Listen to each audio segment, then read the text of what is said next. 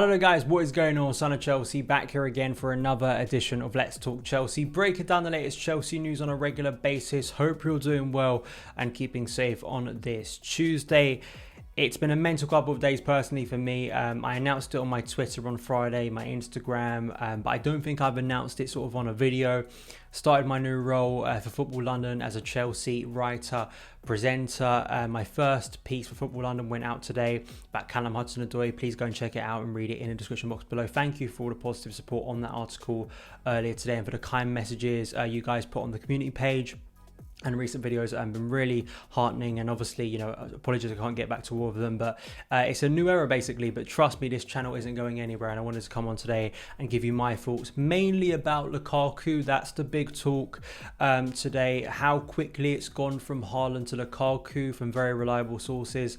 And it appears now Chelsea are going to do all they can to try and sign Lukaku this summer. So I'm going to spend a majority of the video speaking about that, all of the reports that have come out, and just my general feelings on that potential transfer. Kounde as well, Livramento leaving for Southampton. We'll try and touch on that. And as I say as well, I already mentioned it, the Callum Hudson-Odoi article, and why I think this is such a big season for him. But make sure hit that like button so you don't miss any of the uploads on the channel. Really helps the channel, helps new people find the channel. Subscribe, notification bell. We are so close to the new season. Tomorrow I'm going to the Bridge, and it's my first time back to a game at the Bridge since February 2020, that game against Bayern Munich when we got thumped 3-0. So it's been a long time coming, very excited. Of course, it's a pre-season friendly, and then of course we've got the Crystal Palace game, Villarreal, so I'll be covering that on the channel as well. But let's get to Lukaku. So I think it was about Monday morning, I read a piece from Simon Johnson in The Athletic, why Chelsea haven't given up on Lukaku yet. In that piece, he revealed that Chelsea had made several bids for Lukaku that have been turned down. In the last 24 hours, I mean, everyone you think of, Fabrizio Romano, obviously Matt Law, that I'll put up on screen now, his latest piece, because he has written a few pieces now, returning to covering Chelsea news. Lukaku back on top of Chelsea's new striker wish list. Lukaku priced at 100 million by Inter, who may be forced to sell. Reports coming out of Italy that Inter may be forced to sell this summer. Lukaku considering the option of returning to Chelsea. So much stuff there. Matt Law, just to sort of explain what else he was talking about in his recent piece about Lukaku. Chelsea still hope to negotiate Inter's price down or convince the Serie A champions to accept a player in the opposite direction, and there is a growing confidence that a deal may be viable. Lukaku has made it clear that he is happy to start the new season at Inter, and there is no prospect of him requesting a move or refusing to train. So I don't think any of us can feel that this is a major surprise in terms of, once again, I was speaking about Kounde last week. It's kind of, the surprise more is just how quickly things have escalated. I would say, based on what I'm reading, based on people I trust in the transfer window, it feels like in the last 48 hours, things have ramped up further than they ever have for Erling Haaland this summer. So that's something. That doesn't mean that a move for Haaland can't still happen, or Lukaku is definitely going to sign. That's just my sort of impression at the moment. That's not ITK information. That's just my sort of feeling on analysing the reports and how quickly it's ramped up, and it continues to ramp up. Marcos Alonso too being offered up in the deal, which kind of feels similar to last week when we heard Kurt Zouma being offered up for Jules Kounde.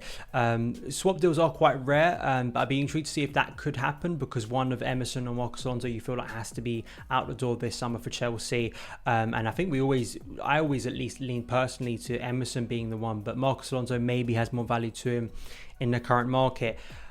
You know my feelings if you've watched this channel for a long time on Lukaku. He is not only my preferred striker, some of the criticism of him and some of the doubts over this move have just been completely baffling, considering what Lukaku has done, considering the elite forward he currently is, but also his history in the Premier League of scoring over 100 goals in his time in the Premier League. So there's no mystery of how he would fare in the Premier League like there maybe is for an Erling Haaland, despite how good he is. I understand why people are so excited about Haaland. I understand his age. The feeling he is a generational talent, him and Kylian Mbappe. If Chelsea can get one of those, it'd be incredible. And thinking of the heights he could go to at Stamford Bridge. But I don't see this as some sort of downgrade from Erling Haaland currently.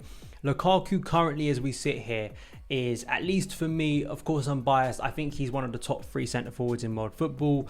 You could maybe stretch that out to say top 5. I think he has to be in the top 5 given his goal scoring return in recent seasons, given the level he's reached and the way he's perfected his game in recent years. That's the thing that was always the doubt.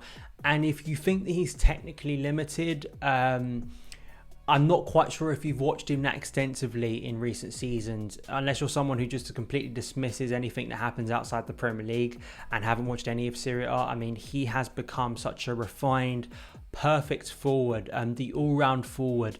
For me, he is... the way he currently is, it gives me memories of Diego Costa at his best, Didier Drogba at his best, that physical presence, but there's so much more to his game than just a physical battle. It's the way technically he links up with players, the way he's linked up with Achraf Hakimi, and you think about the way Tuchel uses his wing backs, him and Reece James linking up, the front two of Lautaro Martinez and Romelu Lukaku. The best game I can give you to go and watch for Lukaku, if you're a doubter, if you're someone who doesn't believe Lukaku is that good, which I kind of just think is a bit baffling. If you just look at the raw numbers of him, he's only failed to reach 20 goals once in a season since he left Chelsea permanently in 2014.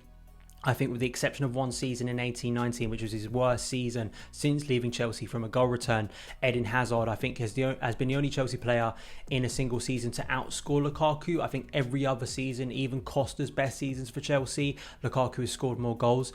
That sort of demonstrates the level of finisher you're getting here. And Chelsea maybe could wait another 12 months, but can we afford to wait? Will supporters be happy to wait 12 months where Chelsea may not seriously be in a title challenge? Once again, I'm just saying if we didn't get any forwards this summer, can Tuchel wait 12 months? Can he wait potentially where Chelsea don't challenge for a Premier League title because the frailties of us underperforming our XG haunt us once again? These are big questions. And personally for me, Lukaku, you can go forward 3 or 4 years and look at the sell-on value. I understand that's a concern of some people, but we don't know if Lukaku, if he can avoid injury, can play into his 30s like someone like Lewandowski has been able to. And Lukaku just feels like the right fit. Cinematically, narratively, this is the moment for him to return to Chelsea and take the position he dreamed of having when he was a young player. It kind of feels like the perfect circle and arc as a film lover to his career, sentimental wise. Like it just feels like the perfect sort of fit, doesn't it?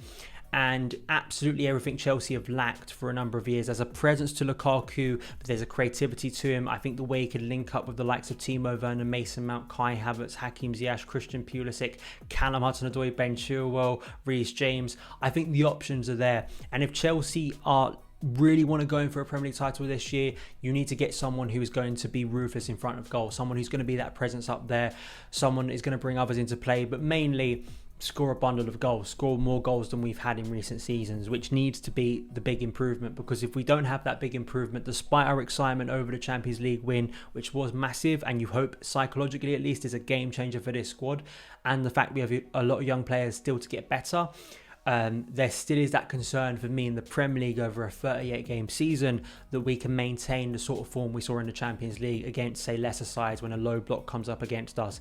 Can we find the answer? I think that Lukaku would go a long way to finding those answers on a regular basis. So for me, it's not the question here isn't, is Lukaku a good signing? The question for me isn't, do we spend 100 million on him? The question is, can Chelsea get it done? And I really hope they can, because I think it's the perfect move. Let's move on to Jules Kounde. Nothing much has changed in terms of the deal when I last spoke, which I think was about a week ago when I went off a holiday, and I made that video when talks were being revealed. I think Fabrizio Romano was reporting it.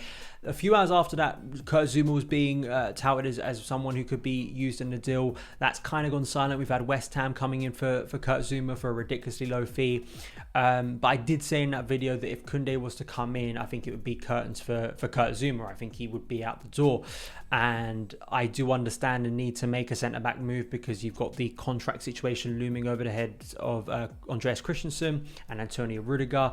And we've got Dave and Thiago Silva. Thiago Silva might not be here another season after this year because he's only got one more year in his contract. So it's a situation Chelsea have to fix, especially we've let Mark Guehi go, we've let Fikayo Tomori go. So I understand the club being proactive. I understand people's excitement over Jules Kounde as a really a defender who, as I say, I did have some question marks over his height, and as I stressed last week, I don't think it's irrelevant, but it doesn't mean you don't sign the player. I just think I can simultaneously, I think it's easy to say that I think that there's an excitement over Kounde as being a really good centre-back signing for Chelsea, a shrewd centre-back signing to solve an area that maybe isn't a problem position this year, but in the future Kounde will turn out to be a long-serving player for Chelsea and really fix that area and solidify his place.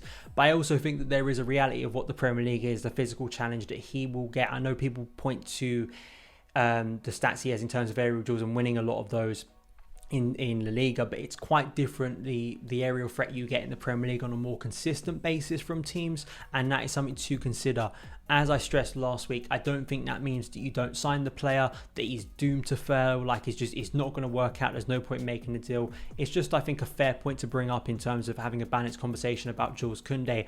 One thing I would stress though is, and one thing I've seen consistently is from the likes of Simon Johnson earlier this week, is Chelsea are determined to sign Jules Kounde this summer. So I wouldn't be stunned if by the end of this window Jules Kounde is a big player. I just want to ask you guys, if Jules Kounde say signed tomorrow, we get into that Super Cup game, we get into that Crystal Palace game, we have Arsenal, we have Liverpool, we have Tottenham, we have Man City. Is he in your starting 11? Does he go straight into the starting 11? Because if the fee is a lot higher than 40 million plus Kurt Zouma isn't involved in the deal, you're bringing in a 60 million pound player. Does he walk straight into the team, the Champions League winning back three, if Tuchel sticks with the back three? That's a question I want to ask you guys. Finally, Tino Livramento leaving for Southampton. It's not that surprising. It's not a shock, to be honest. We thought he was going to go somewhere else down south, which was going to be Brighton, but instead he's gone to Southampton. Apparently Ralph Hasenhüttl really pushing this signing, which I think is exciting, given Hasenhüttl's work at Southampton, given the pressing game. I'm really intrigued to see what Livramento can do there within his system. And Livramento gave a really interesting interview when he signed for Southampton, and I think a lot of the question marks over these young players who have decided to leave in terms of them not being up for the competition, not having the right mentality, I've argued against that before because I think it's a really simplistic take of why so many youngsters have decided to move away from Chelsea this summer. But I would suggest go and listen to that interview because I think it gives you a lot of context of why he's made the decision he has, and he's absolutely within his rights to make it. It's his career, and I wish him the best of luck, like I do for all of the young players going out elsewhere this summer. And you can kind of flip it and say that, listen, Chelsea's academy being able to produce players who haven't really featured in the first team, someone like Livramento not featuring in the first team at all, with maybe the odd sub appearance last season, for them to all be signed by Premier League clubs, decent Premier League clubs, shows you the level of talent Chelsea are producing on a regular basis. That's credit to the academy.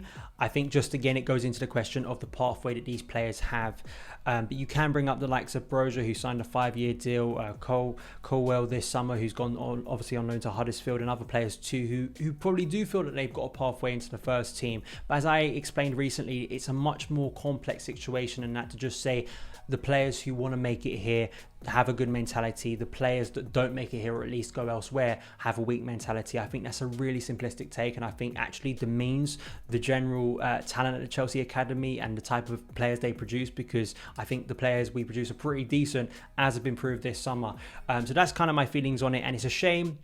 There's of course a buyback clause, but that kind of all has to do with whether Livramento would want to return to Chelsea if he got to a level and a stance where we wanted him back in a few years' time, and it's the case for other players as well this summer. So those are my thoughts on Livramento. Probably by the time I finish this video and uploaded it, there's going to be another news story, maybe about Declan Rice or Tchouaméni or someone else in the market. But thank you guys for watching. Thank you guys for your patience as well on the channel. As I say, getting used to sort of a new schedule at the moment, but we'll be uploading reviews, especially of the Tottenham game, the Super Cup game next week, all that good stuff. So stay tuned, hit that subscribe button, notification bell, hit that like button, follow me on Twitter at SonOfChelsea, and I'll see you again